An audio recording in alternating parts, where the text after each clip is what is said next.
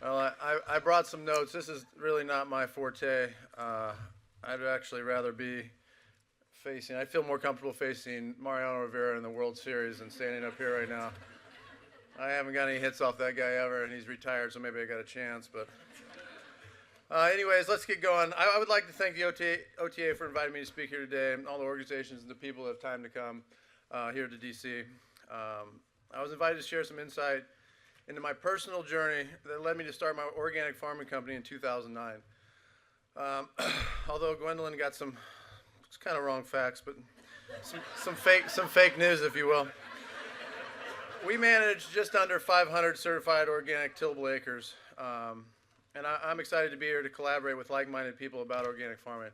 I didn't know what I was getting myself into, but I tell you, so far it's been awesome just to hear some of the people that have been speaking and talking. When we started this thing, we had no idea what we were getting ourselves into, and to be in a room full of people that are speaking the same language and doing the same stuff, it's for us and what we've been through, it's really awesome, so thank you. Obviously, if those of you don't know, that Gwendolyn just told you I played baseball. 20 years professionally, 15 in the big leagues. I've had a very fortunate career, but early in my career, I was less fortunate. I really struggled with health and durability. About the same time, organic food was starting to be kind of a popular thing, and we'd already eaten a little bit of organic, but we really got into it. I was looking for an edge. I come from an athletic family. I'm a third-generation big league ball player. I always knew that nutrition was important, but at the time I was having a hard time staying healthy to combat a 162-game season in 185 days, plus pre and post season. It's about 8.5 months, and pretty much every day. So I was having a hard time. My beautiful wife Julia, everybody, just give her a round of applause. You think I got a hard schedule? Takes care of the kids, takes care of me. We're high school sweethearts. We've been together a long time. When she was in college, she took a health class, and it really opened our eyes and made us question really what we were eating. It talked about,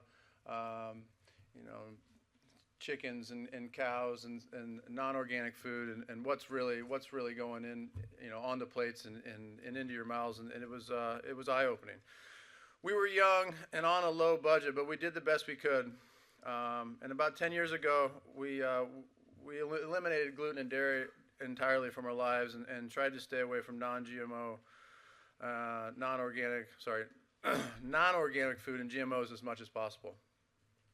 Once I started eating clean, as much organic produce, grass-fed organic meat as possible, my career really started to take off.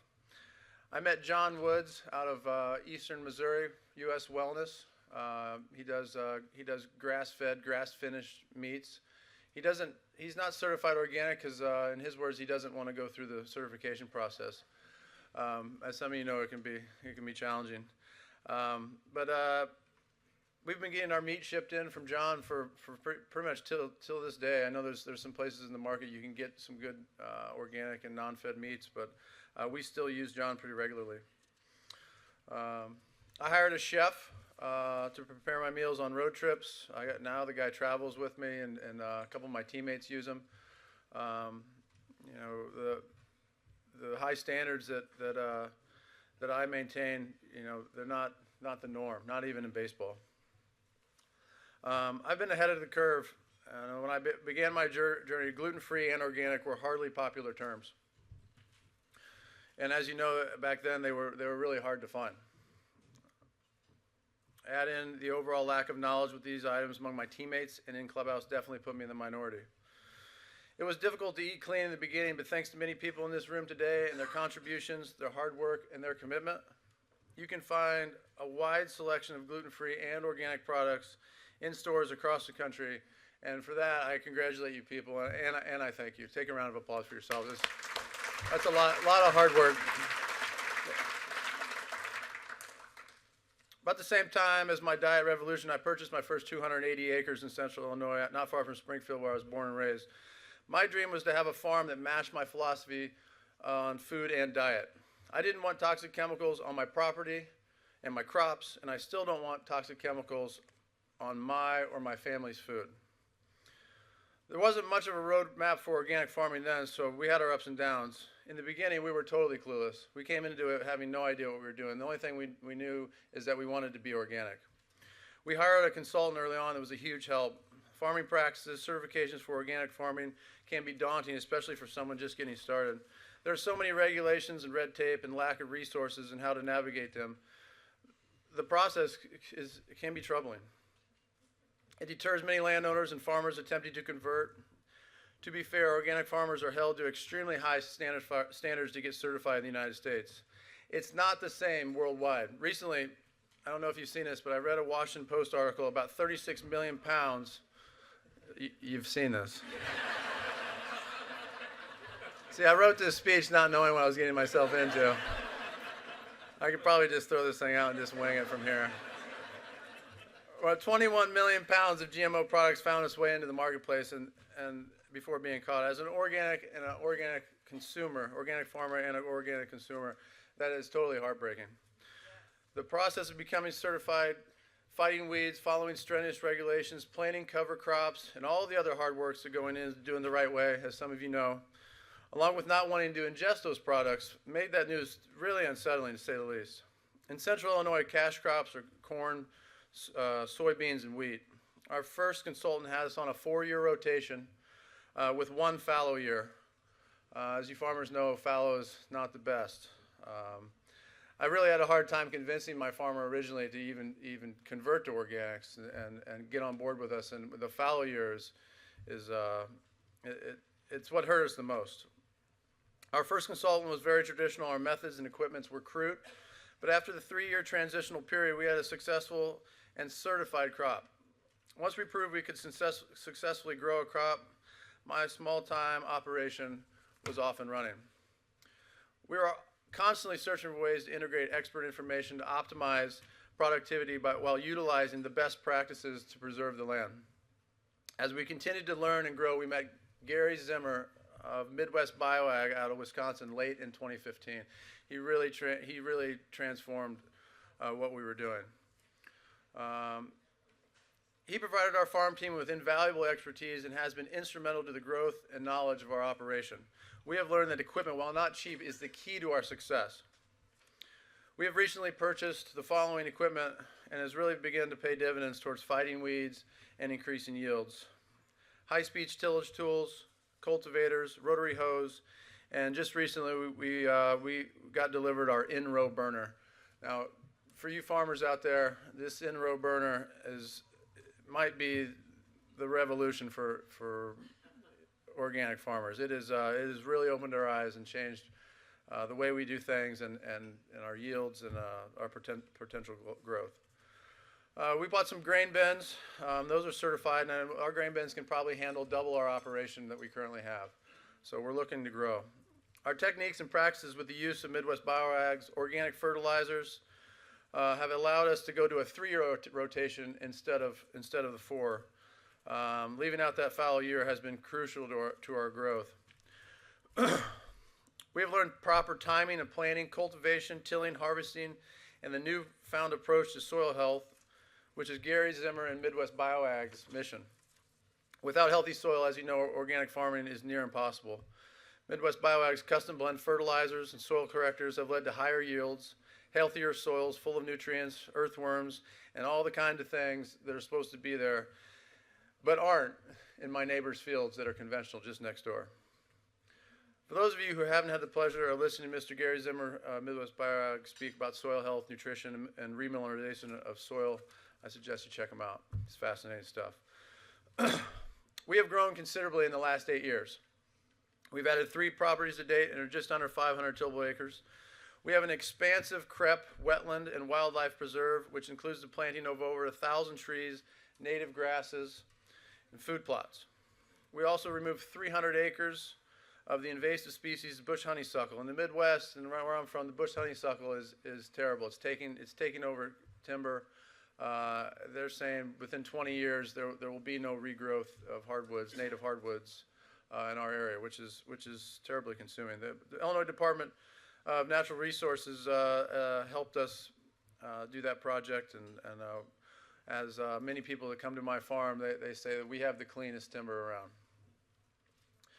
We've made many improvements to the land, and the amount of wildlife that we have on our property has drastically increased. The neighbors who have lived in the area their whole lives have commented on the incredible changes in wildlife and habitat. Grasshoppers, rabbits, squirrels, foxes, deer, quail, and recently pheasants. Pheasants that we haven't seen in our area in almost 20 years. They are all now common inhabitants. We're involved with our local Quails Forever chapter to improve the quail habitat. And when I bought my property, there was no quails. We never saw any. Now we have many coveys. When I'm out hunting, I see them all the time. Their population is actually thriving. Recent spikes in coyote populations were believed to be the reason for the loss of these animals, but I believe that we have proven that it's a loss of natural habitat. And coyotes are not welcome down on the farm either. We do this great thing. We get these pelts made. My wife loves them. You throw them over your shoulder when you're cold. Got the whole Game of Thrones thing going on. What? Sorry. We have also recently taken up keeping bees. I don't know if anyone here has ever tried keeping bees, but let me tell you, they are the most docile creatures. Just ask my partner Paul over here. I convinced him to go over there with shorts on one day.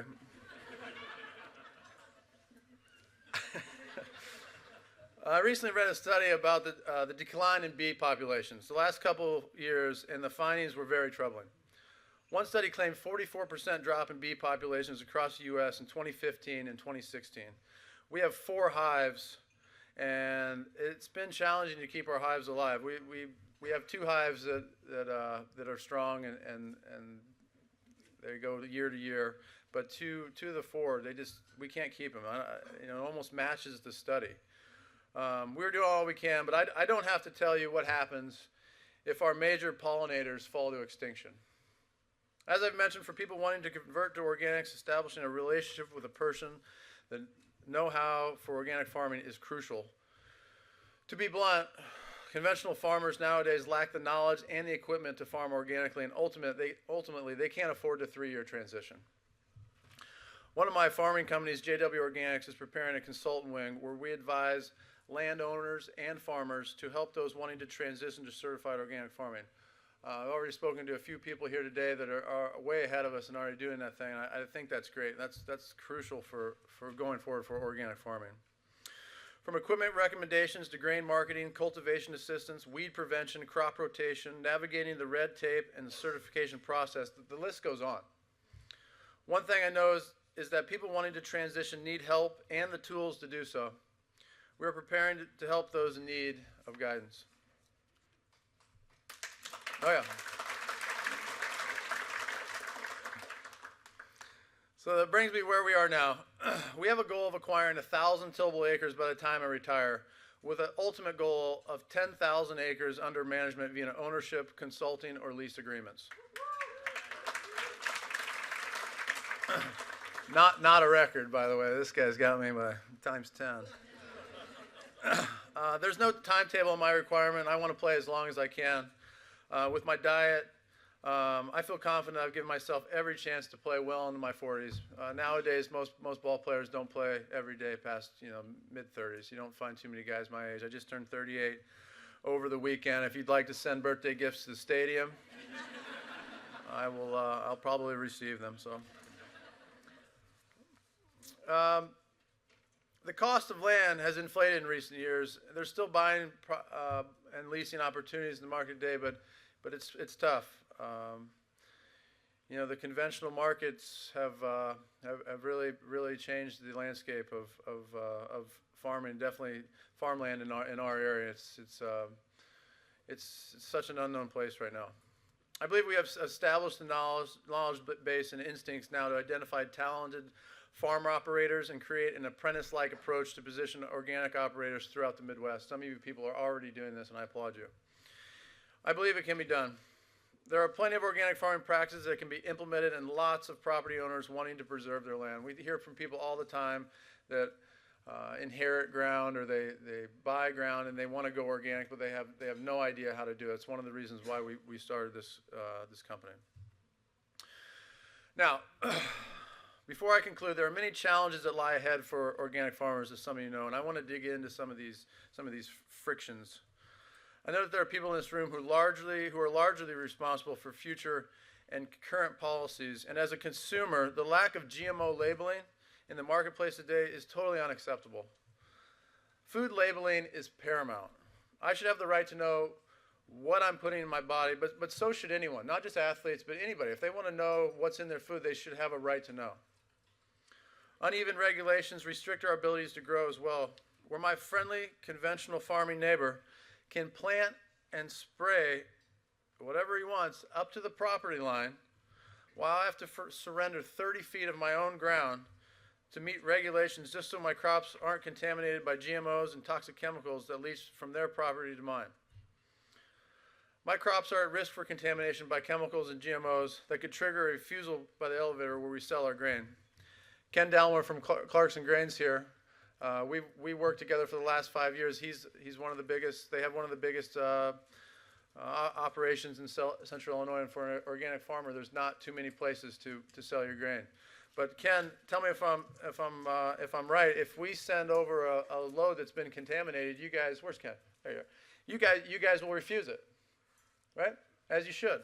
I agree with the rules, and I have no control over contamination. And there are no current protections if this were to happen. Recently, PBS released a documentary called Seed. If you haven't seen it, I highly recommend you do. It's short, informative, shocking. It claims that up to 90% of some non-GMO seeds for common produce are extinct. 90% in the last 100 years of our seeds have been extinct. Seeds are now being modified and copyrighted, while natural non-GMO seeds are becoming obsolete. There are financial hurdles as well.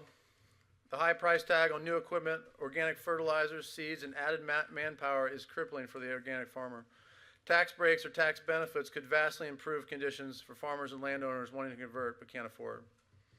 As was touched on earlier, insurance is an arena which I feel improvements would significantly increase and encourage organic farming. Currently, there is actually a disincentive for organic farmers in comparison to conventional. While most conventional farmers can get up to 85% coverage on their crops, organic farmers are lucky to get 40%. That's less than half the coverage. In conclusion, eating organic is vitally important. I think we all can agree to that. I truly believe it has helped me attack the challenges that I've faced in my baseball career. As we look towards the future, we know how important it is to this industry to maintain and grow, and that we attack the issues that it currently faces. Baseball has been my life, but now, towards the end of my career, I am realizing what it has done, really, is helped me build toward a better life for my family and others. I'm excited to be part of the growth and solutions that deliver to the organic farming community and ultimately the organic consumer. I'd like to thank you for the opportunity to speak here today, and I'll take a few questions about farming, or preferably baseball. I know that industry a little better. Thank you very much.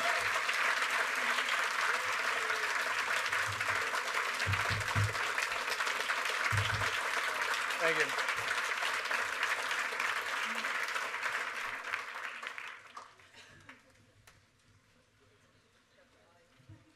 Or we can just talk about it at the game. Go ahead.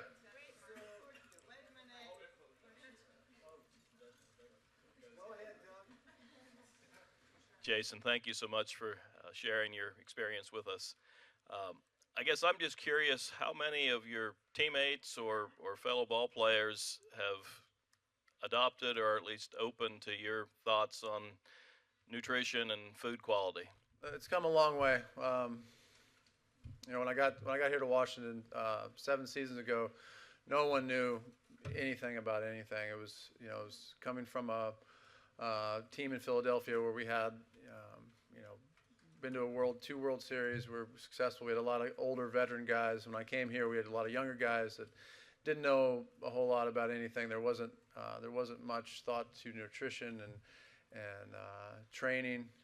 But now, I'm happy to report the Washington Nationals are one of the few teams that have gone almost strictly organic in the food room, and they have lots of non-GMO products, and we've really made some great strides in that regard. But I think most teams are still very far behind the curve. I say it's a small percentage to answer your question. Hi, thank you so much. My name is Dana Pearls, and I work with a nonprofit called Friends of the Earth. So much of the work that we all do here, as well as in my own organization, is public education. And so I'm curious what kind of opportunities you've had, especially in the world of athletes, athletic magazines, and beverages and foods, to speak to the insights that you've gained, both with your health as well with what you're seeing in the environment and conservation, to speak to an audience that we're all working towards reaching, which is kind of beyond our already organic buyers. I would say this is my first opportunity.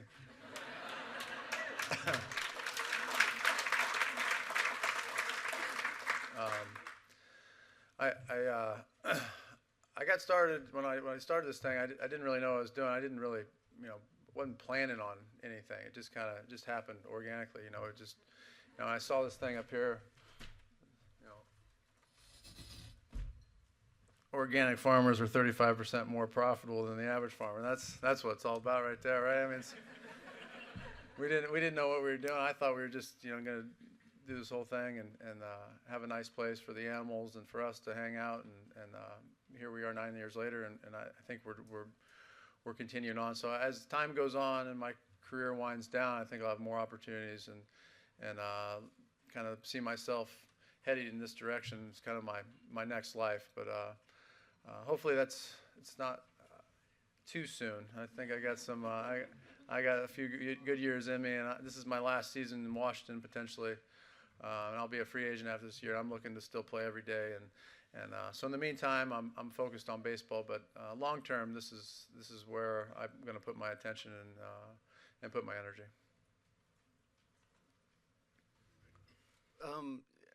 I just don't want you to underestimate the value of fallow ground and good rotations and remineralization, of building back your soil. It'll help the cash crop when you do plant it by taking that time. The fact that you're working with Gary, you're clearly in good hands. Yeah, I think I got to get you on the phone with my farmer, convince him.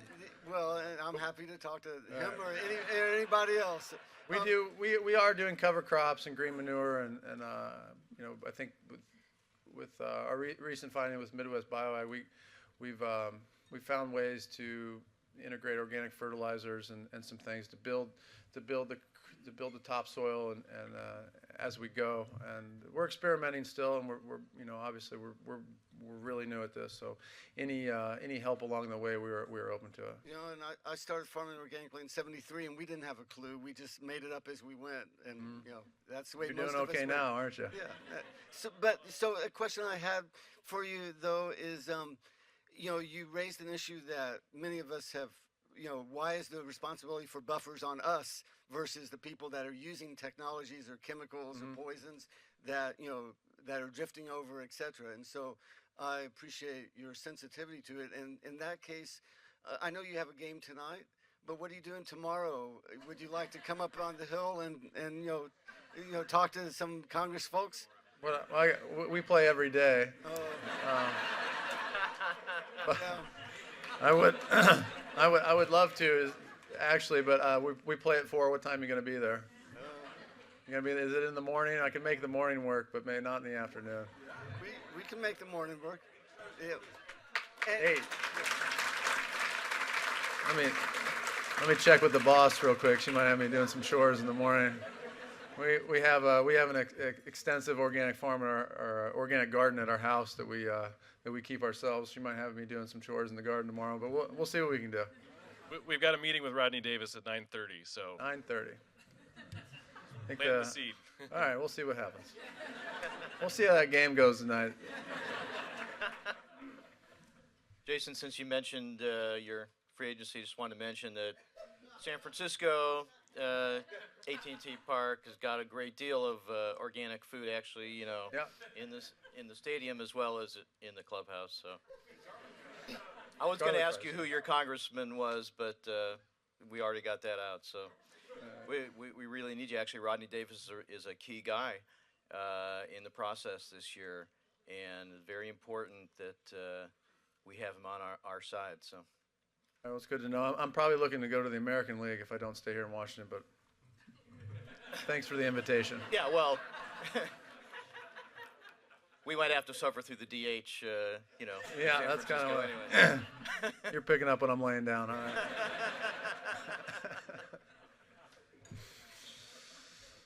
Anything else? Yeah.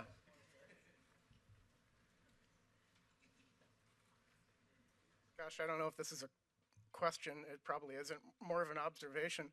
On the outside of this building, there's a famous photograph, I think, of Babe Ruth's retirement.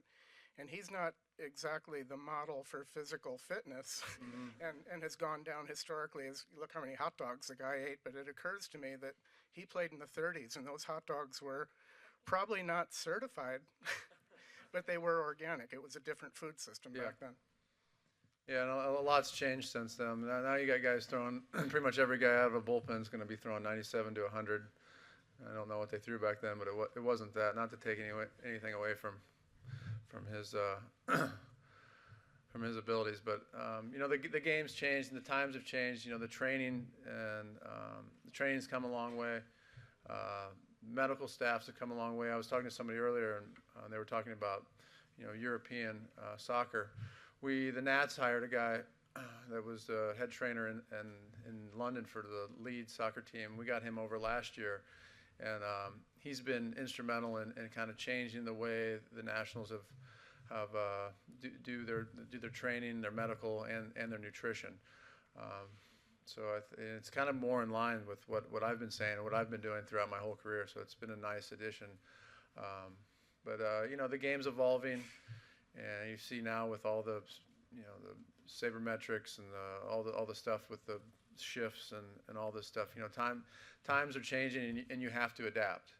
And I'm hoping as time goes on here, people will wake up and realize that the food is the same.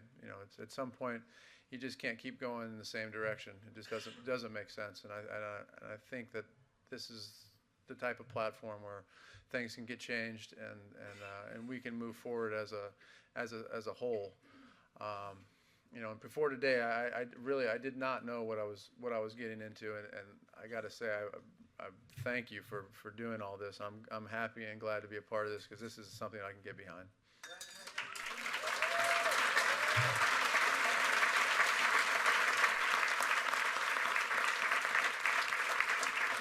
All right, I got to go to work, so see you guys later.